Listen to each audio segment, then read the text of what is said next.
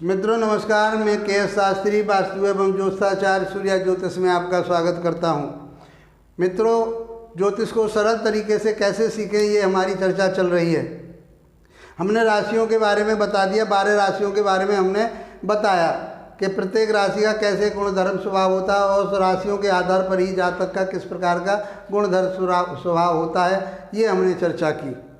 लेकिन वो राशियाँ कौन कौन से नक्षत्रों से बनती हैं, इसकी चर्चा करना अति आवश्यक है, क्योंकि इन्हीं नक्षत्रों के आधार पर जब हम समय निकालेंगे कि वो काम कब बनेगा, विवाह कब होगा, व्यवसाय कब नौकरी कब लगेगी, तो वो दशाओं और महादशाओं, अंतरदशा प्रत्यंतर दशा उनके आधार पर ही बता पाते हैं। वो हमारा समय होता है और कौन सा ग्रह कब शुभ फल देगा, कब कौन सा फल अशुभ फल देगा, तो उसी अंतरदशाओं के और प्रत्यंतर दशाओं के, महादशाओं के आधार पर चलता है वो। इसलिए इनको समझना अति आवश्यक है। आज नक्षत्रों के नाम और उनके स्वामी, अध्याय 27, इनको समझना अति आवश्यक है, क्योंकि राशि जो बनी, मेष राशि की बात करते हैं तो मेष राशि में कौन कौन से नक्षत्र हैं। एक राशि में 2.25 नक्षत्र होते हैं। 12 राशियों के हिसाब से यदि नक्षत्रों को 27 नक्षत्रों को बांटा जाए तो 2.25 नक्षत्र एक राशि पर आते हैं। इसलिए इनको समझना अति आवश्यक है। अश्विनी, भरणी, इनके 4-4 चरण होते हैं। हम पहले ही बता चुके हैं पहले अध्याय में कि हमारा जो चक्र आकाश मंडल है वो 360 डिग्री में माना है और उन 360 डिग्री को 12 भागों में बांटा, उसके बराबर समान 12 भाग किए तो वो राशियाँ हो गई। तो एक राशि का मान कितना हुआ, 12 × 36, 30 डिग्री का मान हुआ। 27 नक्षत्र होते हैं उन 360 डिग्री में ही, 12 राशियाँ हो गई तो 27 नक्षत्र होते हैं। 27 नक्षत्रों का भाग 360 में दिया तो एक नक्षत्र का मान जो आता है तो 360 भागित 27 = 13 डिग्री 20 कला हो गया। अब उस नक्षत्र में भी 4 भाग होते हैं, उस नक्षत्र के भी 4 हिस्से होते हैं, उन्हें चरण बोलते हैं। तो एक चरण कितने का हुआ, तो 13 डिग्री 20 कला में 4 का भाग दिया तो 3 डिग्री 20 कला का हमारा भाग आ जाता है। इसलिए 13 डिग्री 20 मिनट, 13 डिग्री 20 मिनट कितना हो गया, 26 डिग्री 40 मिनट। अब रह कितना गया, 30 डिग्री की राशि होती है तो 3 डिग्री 20 मिनट इधर से ले लिया उसमें, तो वो हमारा सीधा का सीधा कितना हो जाएगा, 30 डिग्री का होगा। तो इसलिए मेष राशि या वृषभ राशि या मिथुन राशि, उन सब में 3-3 नक्षत्र का आ जाते हैं। 2 नक्षत्र पूरे, तीसरे नक्षत्र का कुछ भाग होता है, 2 भाग हो सकते हैं, 1 भाग हो सकता है, 3 भाग हो सकते हैं। तो इस तरह से हमने यहाँ पर इनको देखना है। बताऊंगा उनको राशियों के आधार पर भी कि एक राशि में कौन कौन से नक्षत्र आए। उन्हीं के आधार पर जब हम एक राशि के बारे में हमने अब तक ये पढ़ा है कि उसके गुण, स्वभाव, धर्म, वर्ण, ये सब चीज़ हमने उसमें बता दी। लेकिन एक राशि में कितने नक्षत्रों का, एक इस नक्षत्र का, एक इस नक्षत्र का, एक इस नक्षत्र का एक चरण, तो 3 नक्षत्रों का स्वभाव उसमें आएगा। तो उनको हम कैसे लगाएंगे, ये आगे चर्चा हमारी रहेगी।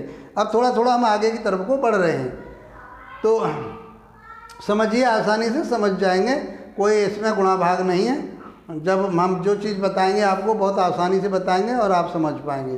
तो अश्विनी नक्षत्र, नंबर 1 पर अश्विनी, नंबर 2 पर भरणी, नंबर 3 पर कृतिका, नंबर 4 पर रोहिणी, नंबर 5 पर मृगशिरा, नंबर 6 पर आद्रा, नंबर 7 पर पुनर्वसु, नंबर 8 पर पुष्य और नंबर 9 पर आश्लेषा। ये 9 नक्षत्र हमने लिख दिए क्रम से। 9 के बाद में 10वां नक्षत्र मघा, 11वां पूर्वा फाल्गुनी, 12वां उत्तरा फाल्गुनी, 13वां हस्त, 14वां चित्रा, 15वां स्वाति, 16वां विशाखा और 17वां अनुराधा, 18वां ज्येष्ठा। 9 नक्षत्र हमने यहाँ लिख दिए। अब 9 नक्षत्र आगे लिखते हैं। 19 पे मूल, 20 पे पूर्वाषाढ़ा, 21 पे उत्तराषाढ़ा, 22 पे श्रवण, 23 पे धनिष्ठा, 24 पे सतविशा, 25 पे पूर्व भाद्रपद, 26 पे उत्तरा भाद्रपद और 27वां रेवती नक्षत्र माना गया है। इस प्रकार से अश्विनी से लेकर के ये 27वां नक्षत्र रेवती तक गणना की जाती है। अब इनके स्वामियों के बारे में चर्चा करें। हमने क्यों लिखा है इनको आसान? लिखते तो हम क्रम से एकदम लिखते चले जाते 1 2 3 4 5 6 7 8 9 27 तक, लेकिन उनको हमने 9 में इसलिए बांटा कि इनको हमें समझने में आसानी होगी। इस प्रकार से अश्विनी, मघा और मूल इन तीनों नक्षत्रों के स्वामी कौन हुए? केतु हुए। अब मेष राशि में अपना स्वभाव उसका रहा जो हमने बताया है आपको, तो और उसमें दूसरा स्वभाव किसका आएगा? केतु का भी आएगा।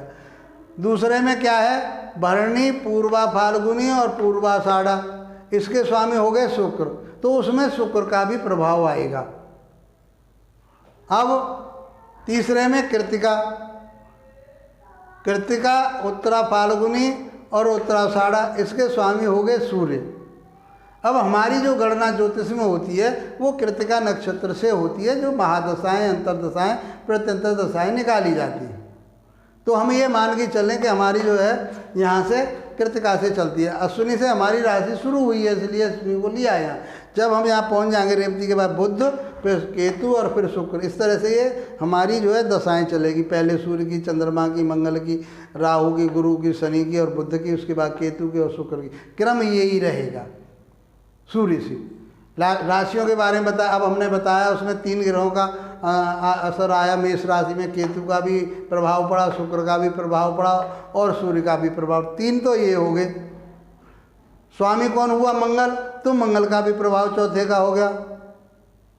राशि का अपना कारकत्व क्या है? 5वीं बात वो हो गई। तो अब एक राशि पर कितनी चीज़ों का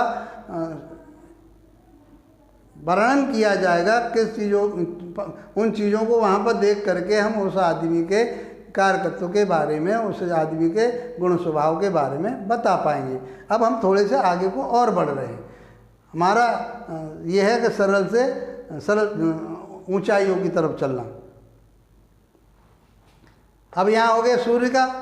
रोहिणी, हस्त, श्रवण, इसमें चंद्रमा स्वामी हो गए इसके। मृगशिरा, चित्रा, धनिष्ठा, इसके मंगल स्वामी हो गए। आद्रा, स्वाति, शतभिषा, इसके स्वामी राहु हो गए। पुनर्वसु, विशाखा, पूर्वा, भाद्रपद, इसके गुरु हो गए। पुष्य, अनुराधा, उत्तरा, भाद्रपद, इसके शनि हो गए।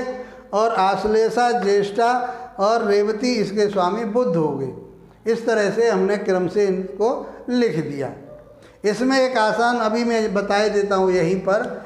ये तीनों नक्षत्र केतु और के जो है ये मूल के भी नक्षत्र माने जाते हैं, और इधर जो बुध के नक्षत्र हैं ये भी मूल के नक्षत्र माने जाते हैं। ये हमारे 3 नक्षत्र इधर और 3 नक्षत्र उधर, ये जो है मूल नक्षत्र माने जाते हैं, संधियाँ मानी जाती हैं राशियों की।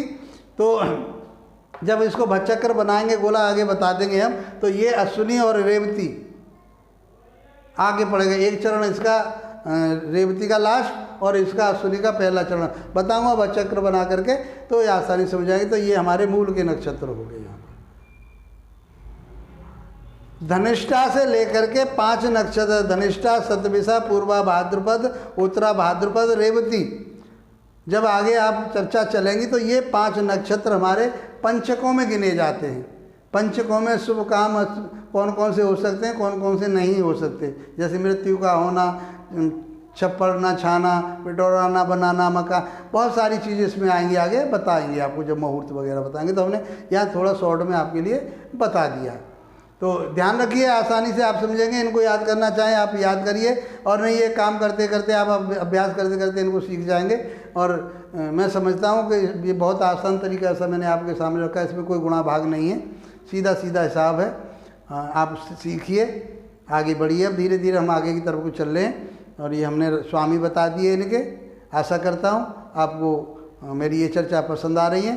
पसंद आ रही है तो लाइक कीजिए, शेयर कीजिए, सब्सक्राइब कीजिए, बेल आइकॉन को दबाइए। कमेंट बॉक्स में यदि कोई बात समझ में नहीं आई है तो आप हमसे पूछ सकते हैं। हम आपके प्रश्न का उत्तर देने की कोशिश करेंगे। धन्यवाद दोस्तों, नमस्कार।